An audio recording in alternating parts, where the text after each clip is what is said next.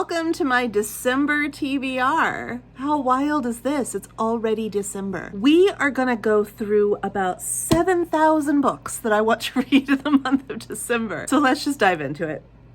I have a couple of books to show you first. A couple of years ago, I started doing this thing where I read one Christmas story or winter story a day, kind of like an Advent sort of a thing, only it has nothing to do with Advent in particular, but just one a day.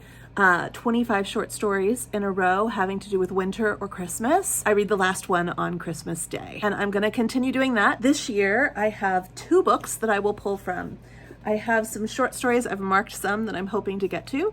I have some short stories that I'll read from Home for Christmas, Stories for Young and Old. This includes stories from authors like Pearl S. Buck, Elizabeth Goudge, Henry Van Dyke, and others. Each story has one illustration. So this one is from a story by Catherine Patterson called No Room in the Inn. And it has these beautiful illustrations. There's one for each story. Let me find one more. But there's another example. So I'm looking forward to reading those. As you can see, I've marked tons of them. And then I also want to read some of the kind of darker, more folklore-inspired stories from Kate Moss's The Mistletoe Bride. These also have some image that precedes each story. So there's an example. These are also like woodblock prints, which I think is really cool. I will read some of these, and I will read some of these. I'll read 25 short stories in the month of December. So that's that. I also have some books that are Christmas themed that I would like to get to, but I probably won't get to all of these. Some of these are going to look familiar because they have been on TBRs before. Case in point, Christmas at Cold Comfort Farm by Stella Gibbons. I love Cold Comfort Farm. I love Christmas. This should seem like a no-brainer to pick up for me, but I think this is the 3rd TBR I've put it on and haven't read it yet. So I would like to get to Christmas at Cold Comfort Farm. The Christmas Bookshop by Jenny Colgan. I started this last year and then loved it. I was loving it, and I got distracted by other books and just didn't feel like finishing it in January. So I'm gonna restart it and read it from the beginning. I'm fairly certain I will read this one. I've been thinking about it all year, but it just hasn't felt right to pick it up when it's not Christmas time. So I would like to finish that one, but I'll probably start at the beginning. I have another new, just released this year, Anita Hughes, that I definitely will read. I love these. I always read an Anita Hughes in the month of December, even if it is me rereading one of my old favorites. My favorite of hers is Christmas in London, but I also really loved last year's read of Christmas at the Ranch. All of her stories are pretty similar. They're Hallmark movie type setups with just, formulaic, predictable romance stories, but I love them. They are always set in the winter. They are always set in an interesting location, and they are always uplifting and feel good and a quick, cozy read. So this one is Christmas at the Lake. I am going to read, this has been on at TBR before, several years ago. Probably, if you are a regular who watches my channel, this probably went on a TBR my first year on BookTube, and so most people probably haven't seen me put this on a TBR yet, but I know it's been on a TBR. This is 12 Days at Bleakley Manor by Michelle Greep, and it's book 1 in a series called the Once Upon a Dickens Christmas series. I recently read a different Michelle Greep. I read it in October. I loved it. I enjoyed it. It was The House at the Edge of the Moor, or at the End of the Moor. And so I realized I had another Michelle Greep on my own shelves, and I pulled it out to make that a priority. It's a very short little book, but I'm sure that I will really enjoy that. This was on my stack last year, and I didn't get to it even though I wanted to. This is It Started with a Dog by Julia London. This was on my stack last year. It was actually a pre-order and I didn't get to it. That is Murder at Balmoral by Chris McGeorge. Royal families have killer secrets. And then finally, I have a new one. This is A Cat Cafe Christmas by Cody Gary. New to me. It was a library book. Sometimes the library stickers peel everything off, but I picked this up at a used book sale, a library book sale. And so I am excited to read this. This is A Cat Cafe Christmas. The cover just looks adorable. And it says it's a laugh out loud, opposites attract romance about 3 of the world's most beloved seas: Christmas, coffee, and cats. It's a cute little feel-good romance. I've heard it's closed door if that is something that you are interested in your romance novels, and it is Christmas. So those are the specifically Christmas themed books that I may get to, that I would like to get to in December.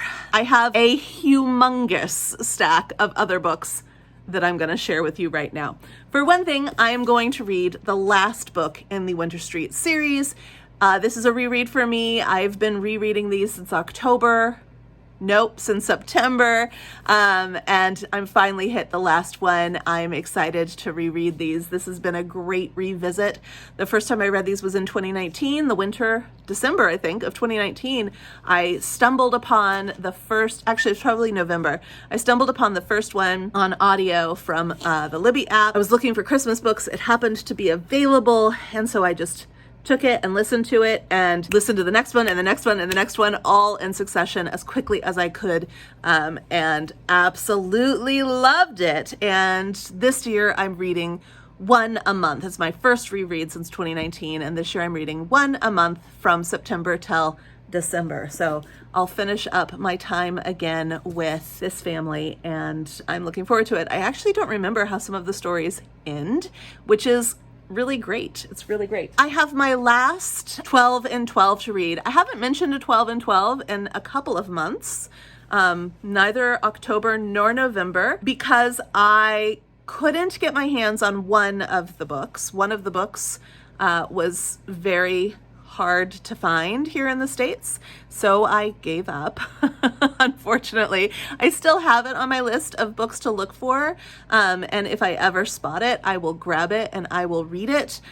But it's originally written in French and then translated into English, but the English translation is what's hard to find. I hesitated because it's set in Egypt, but I think it's written in French. And the English translation is hard to get a hold of because I think it's out of print. But I keep looking on used bookstores and book sites. I've seen a couple of copies, but for much more than I'd be willing to pay. And so I haven't done that. And then the other one was a nonfiction book, which I did get out of the library and did start to listen to, and just realized it was going to be a DNF. And so I just quietly let it dissipate. But now we're at our last one. So 2 out of 12, or 2 out of 11, because I haven't read this final one yet. 2 out of 11 were duds. That's not bad because the others so far that have been recommended have been 4 or 5 stars, which is amazing. My friends pick great books. Actually, only one was definitely a dud. The other one I can't get my hands on, so who knows if it's a dud. And then finally, I have the last one, and this is a nonfiction, and it is on a topic that I asked this friend to give me recommendations for. She teaches theology at a well-known seminary here in the United States.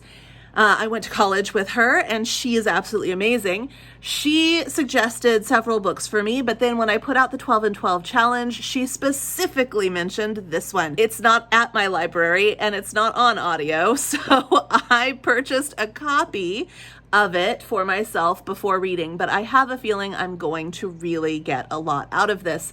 This is Women and the Gender of God by Amy Peeler. So let's find out what this is about. It's a robust theological argument against the assumption that God is male. Through a deep reading of the incarnation narratives of the New Testament and other relevant scriptural texts, Amy Peeler shows how the Bible depicts a God beyond gender and a Savior who, while embodied as a man, is the unification in one person of the image of God that resides in both male and female. So that sounds absolutely fascinating. And I trust this friend implicitly to recommend theological readings and teachings. And so I am excited to see what that has to say. I have been looking for some new series to take into 2024. I've had a couple that I have read from in November, and one of those I'm keeping. I'm going to keep going with the Hope Harbor series into 2024. I'm really excited about that. I would also like to try 2 books in the month of December to see if they're going to be series that I'm going to be interested in. Basically, do I get on with this writer's writing? Am I interested in this character or that carries through the series, or this location that carries through the series? So the Hope Harbor books I'm going to continue, and there'll be different characters in every book, different stories in every book, but the same location. For this one, it's going to be the same character, but different location. So this is Death at Wintwater Court. I've got a used copy. It's been very used, but I really like the artwork on this one. It is the first Daisy Dalrymple mystery by Carola Dunn. And it says, England, 1923. The country is still recovering from World War I and undergoing rapid social changes. Enter the young, honorable Daisy Dalrymple, who has made a decision that shocks her social class. Instead of living with her mother and being supported by her relatives, she has decided to forge out on her own and make a living as a writer. Daisy lands an assignment writing a series of articles on country manor houses and travels to stately Wintwater Court to research her first piece. There she finds a household in turmoil filled with holiday guests and recriminations. But that's nothing compared to the uproar that follows when one of those guests drowns in a tragic early morning skating, quote-unquote, accident. When it is learned that this drowning was anything but accidental, Scotland Yard is called in as a young chief inspector. One Alec Fletcher is called in to investigate, and therein hangs a tale. So this has a lot of things in it that I love. It's got old houses, it's got old England, it's got maybe an Agatha Christie and a Miss Marple type of a feel to it. It's got a woman who is going to solve a crime, and she's not supposed to be the one who's solving that crime. I'm just really, really enamored with a lot of the things that are part of the story in this particular book, and I'm very hopeful that I will get on with this writer. 2 years ago, not this past year, but the year before, I read the entire Miss Marple series, one a month until they were done. I do still have a whole bind-up of Miss Marple short stories that I haven't touched because I don't want to not have any more Miss Marple left. So I'm just waiting. I'm waiting until I'm ready to finish Miss Marple. But this might be a good alternative.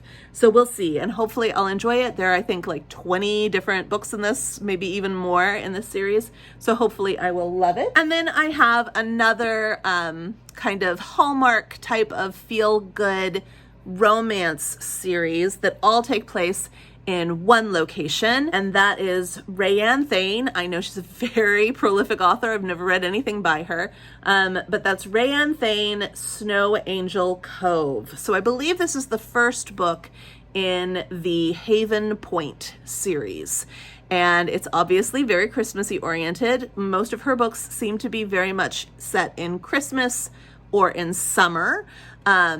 And so I guess I'm going to have to, if I want to read these in order, I did read up on it. If I enjoy it, I will continue reading, and I will read them in order. It says you do not have to read them in order, much like Hope Harbor by Irene Hannon. It will be the location that pulls everything together, and the stories themselves are standalone. However, it did say in what I was reading online that there are some characters that continue to show up, and their story continues in the background, kind of like background noise. And so you will find like little Easter eggs and little rewards and spoilers if you read them out of order. So I will probably just have to deal with my own adversity or adverse feeling towards reading Christmas books not at Christmas. I don't like to do it, but there will be books that come in the series that are Christmas that are the next book in the series And if I want to read it, I'm going to have to read it. So I'm going to start here, though, with Snow Angel Cove. And it says, Rayanne Thane welcomes you to Haven Point, a small town full of bright surprises that are both merry and bright. Sorry, big surprises that are both merry and bright. Nothing short of a miracle can restore Eliza Hayward's Christmas cheer. The job she pinned her dreams on has gone up in smoke, literally, and now she's stuck in an unfamiliar, if breathtaking, small town. Precariously close to being destitute, Eliza needs a hero, but she's not expecting one who almost runs her down with his car. Rescuing Eliza is pure instinct for tech genius Aidan Kane, at first putting the renovation of his lakeside guest lodge in Eliza's hands. Assuages. That's the kind of word I know but don't know how to say. I know it when I see it, but I don't usually use it out loud, and so pronouncing it feels weird. His guilt. Relieves his guilt. Until he sees how quickly he could fall for her.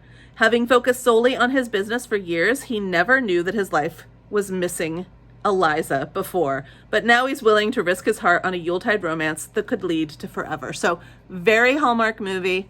Very romance-oriented, very bit of fluff, but I'm kind of in that mood. So I think this will probably be, if not a series I move forward with on the regular, probably definitely a series and an author I can reach for when I want a bit of fluff. So we'll see. Surely she's done, you say. Oh no. Remember, those Christmas books are not necessarily books that I will definitely read. They are books I would like to read. Some years I get all excited and I pick all these Christmas books, and then I read the first Christmas book and I think, yep, that's enough. That's it. Now what else can I read? And some years I pick all these Christmas books and I get all excited, and that's all I read is all the Christmas books, because I just want all the Christmas books. So I've kind of made two distinct piles because I don't know how I'll feel when I am reading in December.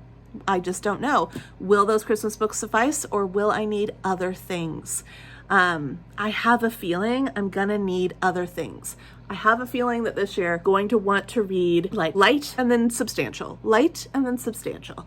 So let's talk about, and even some of my substantial books are still kind of light. So let's talk about my other options. I want to read The Diamond Eye by Kate Quinn. I've never read anything by Kate Quinn. I know that maybe I should start with the Alice Network, but I really don't want to.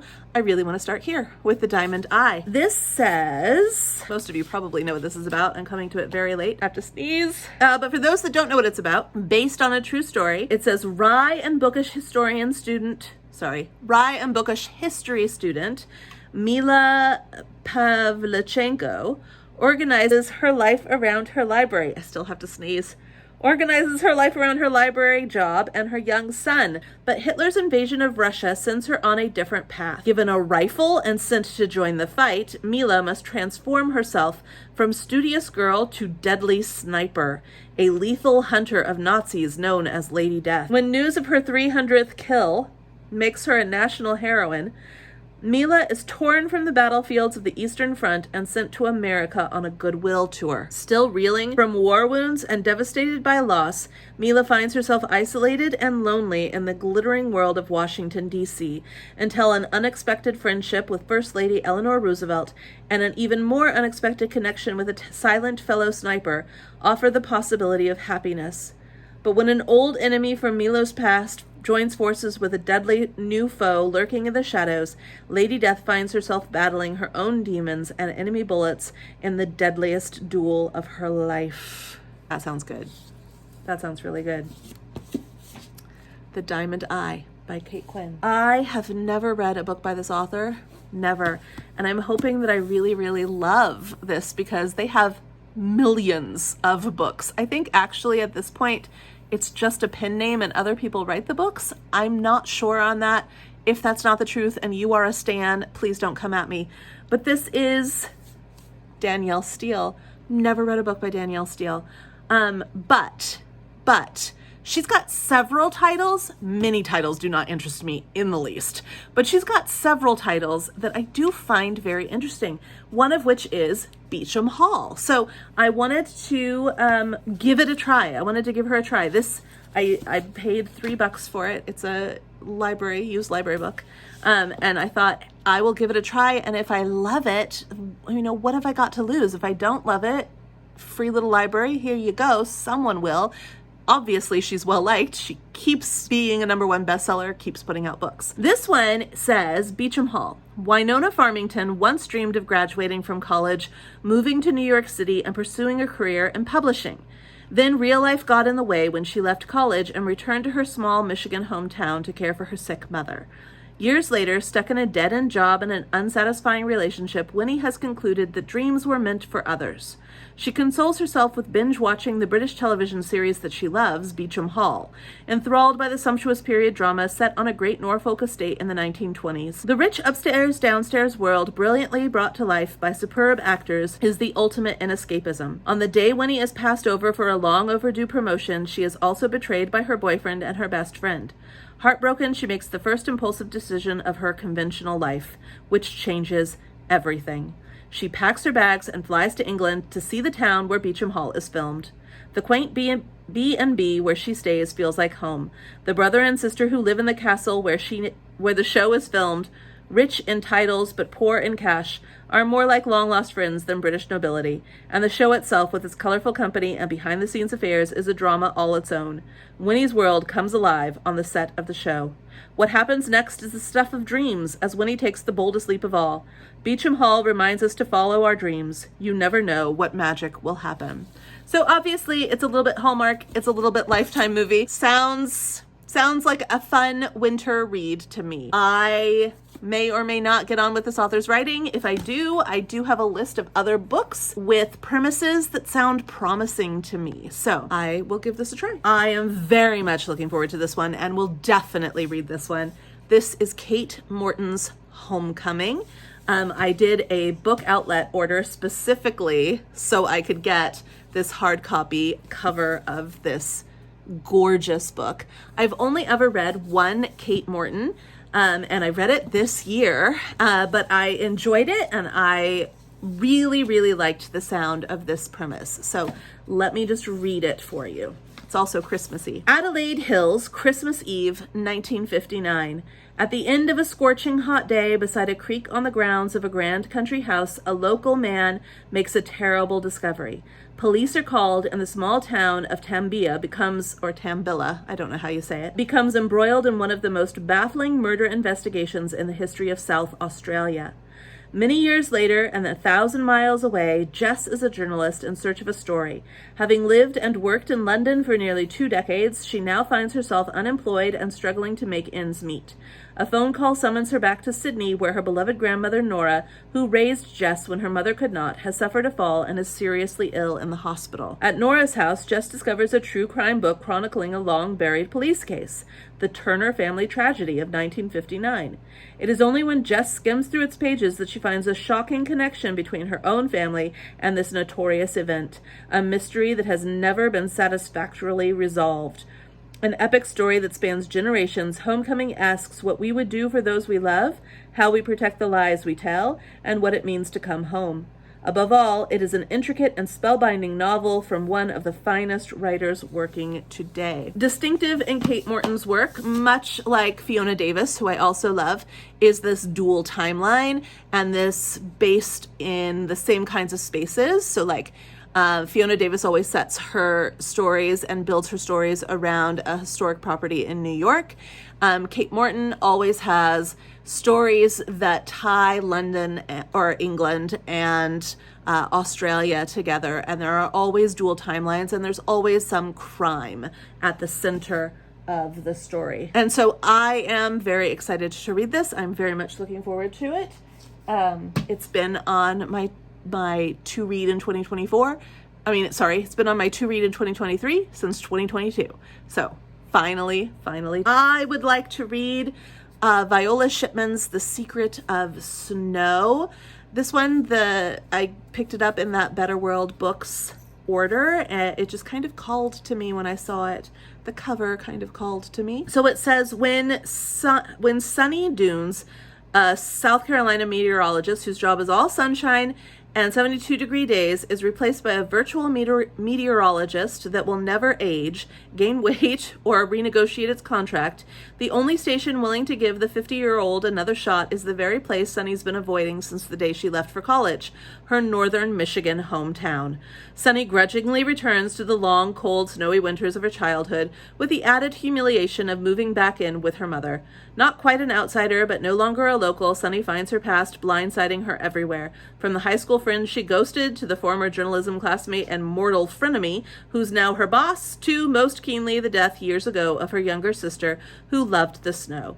To distract herself from the memories she spent her life trying to outrun, Sunny throws herself headfirst into covering every small-town winter event to woo a new audience, made more bearable by a handsome widower with optimism to spare, but with someone trying to undermine her efforts to rebuild her career. Sunny must make peace with who she used to be and allow her heart to thaw if she's ever going to find a place she can truly call home. Hallmark movie, yet again. These are the kinds of books I like to read in December. Another book that's been on my TBR for December 2023 since December 2022 is The Betrayals by Bridget Collins. So this one says, if your life was based on a lie, would you risk it all to tell the truth? At the ancient and elite Academy of Montvert, society's best and brightest are trained for excellence in the grand jeu, the great game, a mysterious competition that combines music, art, math, poetry, and philosophy. Leo Martin once excelled at Montvert, but lost his passion for scholarly pursuits after a violent tragedy. He turned to politics instead and became a rising star in the ruling party until a small act of conscience cost him his career. Now he has been exiled to Montvert, his fate uncertain. But this rarefied world of learning Leo once loved isn't the same place he remembers. Once the exclusive bastion of men, Montvert's most prestigious post is now held by a woman, Claire Dryden, the head of the great game. Leo feels a mysterious, eerily familiar connection to her, though he's sure they've never met before. As the legendary Midsummer Game approaches, the climax of the Academy's year, long-buried secrets rise to the surface and centuries-old traditions are shockingly overturned. I don't know why. I know it's set in midsummer, but I don't know why it felt like I wanted to read it in the winter months, but I do, and so I will. This sounds like a lot of fun and very different from the other things I have on my TBR, so there's a good chance I will be picking it up. I also want to read Mrs. Mike. It says, this is a book the reader will be unable to put down until the last page is read. A classic tale that has enchanted millions of readers worldwide. Really? I've never even heard of it before. I picked it up because of the cover. I love the cover for a winter read. I've never heard of it. Interesting. Okay. A classic tale that has enchanted millions of readers worldwide. Mrs. Mike brings the fierce, stunning landscape of the great North to life and masterfully evokes the tender, touching moments that bring a man and a woman together forever. Recently arrived in Calgary, Alberta, after a long, hard journey from Boston, 16-year-old Catherine Mary O'Fallon never imagined that she could lose her heart so easily or so completely. Standing over 6 feet tall, with eyes so blue you could swim in them, Mike Flanagan is a well-respected sergeant in the Canadian Mounted Police and a man of great courage, kindness, and humor. Together, he and his beloved Kathy manage to live a good, honest life in this harsh, unforgiving land and find strength in a love as beautiful and compelling as the wilderness around them. It reminds me of the Canadian West series by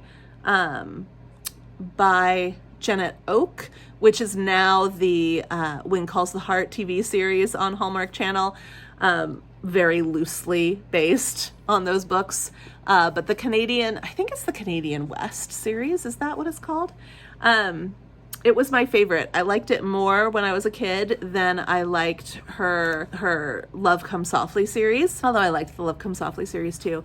I've since tried to reread those books, and they are so badly written, but as a teen, I loved them. I eat them up voraciously. But this story sounds like that, which is probably why I purchased it a while back, and it was a book outlet purchase. But I haven't put it on any TBRs or read it yet, and the cover just called to me for this year. I'm into snow. I'm definitely into snow. This has also been on my, it's also a book outlet book, but it's also been on my shelf for a couple of years, maybe, well, at least 1 year. I think 2. This is a Jane Kirkpatrick. She's one of my favorite authors. And this is One More River to Cross. Snow, snow, snow.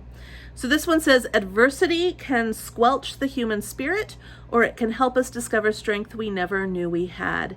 In 1844, 2 years before the Donner Party, the Stevens Murphy Townsend Company leaves Missouri to be the first wagons into California through the Sierra Nevada. They enjoy a safe journey until October, when a fierce mountain snowstorm forces difficult decisions. The party separates in 3 directions. Some go overland around Lake Tahoe, others stay to guard the heaviest wagons. The rest of the party, including 8 women and 17 children, huddle in a makeshift cabin at the headwaters of the Yuba River awaiting rescue. The months ahead will be long and at times terrifying, but with friendship, family, and enough courage to overcome their fear, these intrepid pioneers will discover what truly matters in times of trial. So that sounds really good. Jane Kirkpatrick writes historical fiction, and I love her characterization and her setting descriptions, so this will be a treat for me. Then I have 3 books that have been on my shelves for a long time, and at least one of these, like we're talking like 5 years or more, and at least one of these has been on a TBR recently. That is Spinning Silver. I think this was on my summer TBR last year, and I would like to read this. It does feel, I paused it at that time because it did feel more like a winter read. I don't think I put it on last year's TBR for either November, December, or January, but here it is for this year. So I don't think I need to introduce this one. This is by Naomi Novak. It's a retelling of Rumpelstiltskin. It's a fantasy, and I don't think I need to introduce it. I think most people already know what it is. I look forward to reading this, though. I will prioritize it this year. I'm in the mood for it. This one I've had on my TBR, I think since 2018, maybe 2017. I don't remember when it came out, but at least since 2018. And that is The Witches of St. Petersburg. I love the cover so much, and I love the little apple on the edge here. So this one says, based on a true story, this transporting historical fiction debut depicts the fascinating lives of 2 sisters, princesses, in the Romanov court, who practiced black magic, befriended the Tsarina, and invited Rasputin into their lives, forever changing the course of Russian history. As daughters of the impoverished king of Montenegro, Militia and Stana must fulfill their duty to their father and leave their beloved home for St. Petersburg to be married into senior positions in the Romanov court. Initially outcasts, they are shunned by the aristocracy for their provincial ways and for dabbling in the occult. Undeterred, the sisters resolve to make their mark by falling in with the lonely Tsarina Alexandra, who, as an Anglo-German, is also an outsider and not fully accepted by members of the court. After numerous failed attempts to precipitate the birth of a son and an heir, the Tsarina is desperate and decides to place her faith entirely in the sisters' expertise. Promising the Tsarina that they will be able to secure the succession for the Russian dynasty, Melitza and Stana hold seances and experiment with rituals and spells. Gurus, clairvoyants, holy fools, and charlatans all try their luck. The closer the sisters become to the Tsarina and the royal family, the more their status and power is elevated. But when they invoke a spiritual shaman who goes by the name of Rasputin, the die is cast, for they have not only irrevocably sealed their own fates, but also that of Russia itself. Sounds good. Sounds very good. And for whatever reason, I've also pulled Romanov off my shelf. I've had this on my shelf since at least 2019. It's by Nadine Brandis, and she's a person who I follow on Instagram, and I didn't actually realize the connection between her being the author of Romanov and being the woman that I follow on Instagram.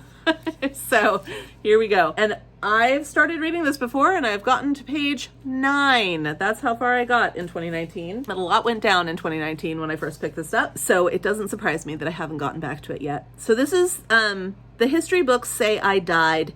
They don't know the half of it.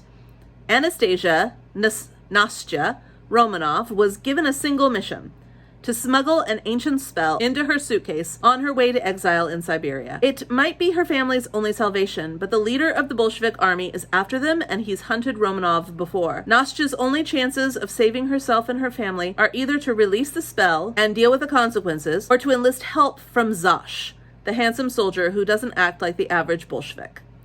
Nastya has only dabbled in magic, but it doesn't frighten her half as much as her growing attraction to Zash. She likes him. She thinks he might like her. That is, until she's on one side of a firing squad, and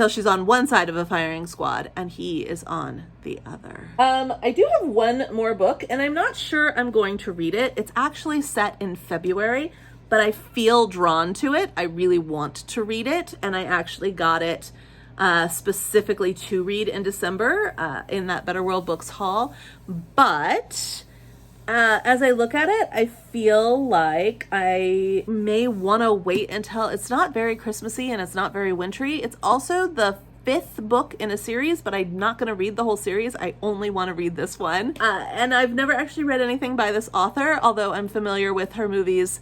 I mean, I'm familiar with her books because some of them have been made into movies for, how many times? It could be a drinking game this time. The Hallmark Channel. So this is a Blossom Street book. It's 20 Wishes, and I really just like the premise of it. I may get to it, I may not, so I might as well introduce it. So it says, what do you want most in the world? Anne-Marie Roche wants to find happiness again. At 38, her life's not what she'd expected. She's childless, a recent widow. She is alone. She owns a successful bookstore on Seattle's Blossom Street. But despite her accomplishments, there's a feeling of emptiness. On Valentine's Day, Anne-Marie and several other widows get together to celebrate what?